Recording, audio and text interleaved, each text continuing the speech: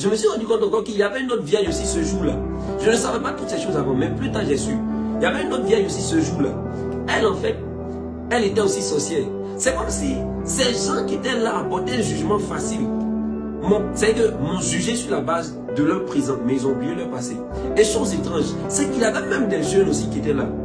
J'ai pas souhaité que quelqu'un tombe, parce que c'était pas mon souhait. J'avais un cœur trop pur pour ça. Donc, j'avais pas les pensées pour ça. Mais il y avait un plus jeune qu'eux. Par rapport au vieux, il y avait un plus jeune qui était là. Lui aussi a refusé qu'une femme baptisée. Mais plus tard, l'a mis sous discipline. Vous savez pourquoi? Parce qu'en réalité, il était marié, mais il battait sa femme. Ça veut dire que les gens peuvent te juger aujourd'hui, mais ils se disent que la vie va s'arrêter là. Ils pensent même pas sur l'instant que la vie peut basculer d'une minute à l'autre. Aujourd'hui, tu peux être super zélé, et puis demain, c'est toi qui as tombé. Regardez quelque chose, les pharisiens, les scribes qui ont jugé, c'est que qui étaient prêts à lapider la femme jusqu'à la tuer. Parce que la loi l'a dit. Ces mêmes pharisiens, c'est eux qui ont crucifié Jésus, un innocent. Juste pourquoi? Parce que Jésus commençait à prendre de l'ampleur. Jésus commençait à avoir de la renommée. Et juste pour ça, ils ont voulu tuer Jésus. Et ils l'ont tué. Ça veut dire qu'eux, ils étaient prêts à lapider une femme pour son adultère. Mais c'est que ils ne pouvaient même pas imaginer qu'ils allaient être capables de tuer quelqu'un, un innocent. Les amis, aujourd'hui on a le jugement facile. Mais est-ce qu'on sait ce qu'on pourrait faire demain?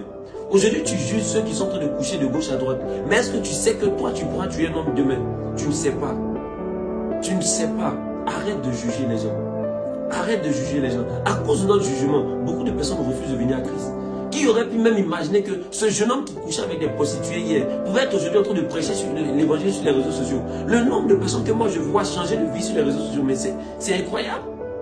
Je ne pouvais même pas m'imaginer que c'était possible d'évangéliser les gens grâce aux réseaux sociaux. Mais aujourd'hui, j'ai que des témoignages. Tellement de personnes essaient de changer véritablement. Et je vois vraiment des vies changer. Je vois vraiment des vies transformées.